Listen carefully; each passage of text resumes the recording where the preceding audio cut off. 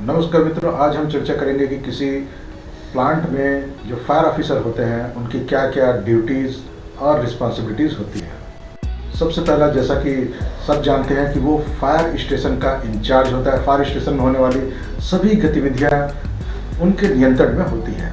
जितने भी वहाँ पर अग्निशमन के उपकरण हैं, चाहे वो दमकल हो सकते हैं या हाइड्रेंट लाइन्स हो सकते हैं, स्प्रे पंप हो सकते हैं, हाइड्रेंट पंप हो सकते हैं, जितने भी उपकरण हैं उन सभी के रख रखाव की निगरानी करना ये भी एक फायर ऑफिसर का प्रमुख कर्तव्य होता है। जितने भी प्रकार के अभिलेख रखे जाते हैं प्लांट के अंदर, अग्निशमन उपकरणों के इस्तेमाल और रख रखाव से संबंधित होते हैं, उन सब को अद्यतन रखे जाने की निगरानी करना ये भी फायर ऑफिसर का काम है। जिसमें भी हो सकता है कि जो भी पेट्रोल डीजल वहाँ पर खपत हो रहे हैं, जितने प्रकार के कंज्यूमेबल आइटम वहाँ पर यूज़ हो रहे हैं, मस्टर रोल, होज यूज़ होना इत्यादि, जितने भी सामान खप रहे हैं या जितने भी आदमी जो भी एक्टिविटीज़ कर रहे हैं, उन सभी का जो भी रिकॉर्ड रखा जाता है उन सबको अपडेट रखना और अपने अधीनस्थों से रखवाना ये फायर ऑफिसर की प्रमुख जिम्मेदारियों में से है। जब भी कोई अग्निशमन कार्य या बचाव कार्य की सूचना प्राप्त होती है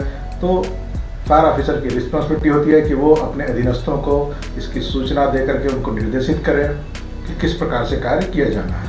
फायर ऑफिसर का ये भी एक कार्य होता है कि उसके अंडर में जितने भी, चाहे वो सब फायर ऑफिसर हो सकते हैं या और जितने भी फायरमैन इत्यादि हैं, उन सभी को ड्यूटी का आवंटन करना कि कौन पाली में काम करेगा, कौन जनरल ड्यूटी में आएगा, ये सब कार्य आवंटन का कार्य भी फायर ऑफिसर स्वयं के द्वारा या अपने अधीनस्थों के माध्यम से करते हैं। संयंत्र में ऐसी बहुत सी असुरक्षित परिस्थितियां होती हैं जिसके कारण अग्नि दुर्घटना होने की संभावना बनी रहती है।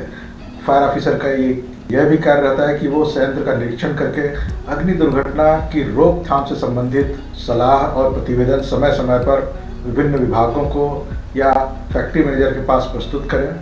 अब अगला आता है असिस्टेंट फायर ऑफिसर होते हैं, उनकी क्या रोल और क्या जिम्मेदारियां होती हैं।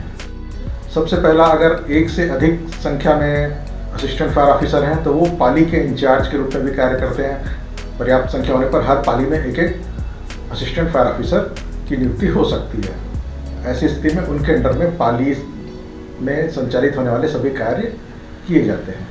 अपनी पाली में संख्या में कोई भी कमी होने पर वह सूचित करके संख्या को मेंटेन रखना ये भी उनकी जिम्मेदारी होती है।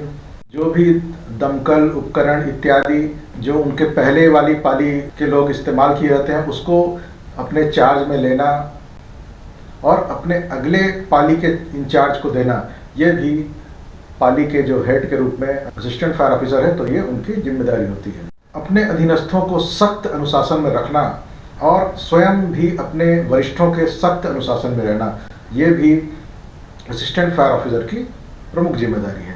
अपनी पाली के लोगों को ड्रिल, परेड इत्यादि अभ्यास करवाना, सुरक्षा उपकरणों के बार बार अभ्यास के लिए मॉक ड्रिल करवाना, ये भी कार्य पाली के इंचार्ज का होता है। सभी उपकरणों को संचालित अवस्था में बनाए रखना ये भी पाली इंचार्ज का दायित्व है।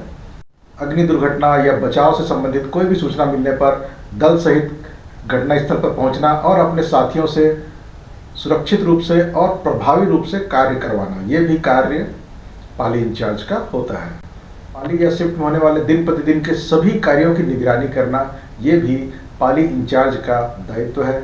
छोटे मोटे रिपेयर आवश्यकता होने पर अपने साथियों से करवाना या वर्कशॉप से करवाना, ये जिम्मेदारी भी पाली इंचार्ज का हो सकता है। समय समय पर अग्नि दुर्घटना की रोकथाम एवं अग्निशमन पर प्रशिक्षण का आयोजन करना, ये भी पाली इंचार्ज का दायित्व होता है। और भी एक इम्पोर्टेंट काम है कि अपने वरिष्ठों के निर्देश पर विशिष्ट कार्यों को अंजाम देना, ये भी पाली इंचार्ज का दायित्व है। अब इससे अगले सोपान पर आते हैं सब fire officer. Assistant fire officer की अनुपस्थिति में उसके सभी कार्यों को अंजाम देना ये सब फायर ऑफिसर की जिम्मेदारी होता है। इसके अलावा अपने वरिष्ठों के निर्देशानुसार भूमिका का निर्वहन करना ये भी दायित्व सब फायर ऑफिसर का होता है। अगर ये वीडियो आपको पसंद आया हो तो इसे लाइक जरूर करें और अपने मित्रों को भी शेयर करें। और अगर आपका कोई सुझाव हो तो कमेंट बॉक्स में जरूर डाल सकते हैं।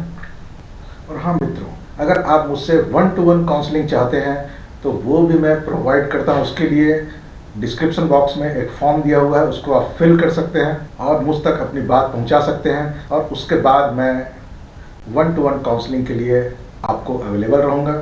और हाँ मित्रों, अगर आपने अब तक सेफ्टी गुरुकुल ऐप को इंस्टॉल नहीं किया है तो उसे प्ले स्टोर से डाउनलोड कर लीजिए और अपने एंड्रॉयड मोबाइल पे इंस्टॉल कर लीजिए। उसके माध्यम से आपको हमेशा एनी टाइम सेफ्टी ट्रेनिंग मिलते रहेगा। आज के लिए इतना ही, मिलते हैं अगले वीडियो में, तब तक के लिए नमस्कार।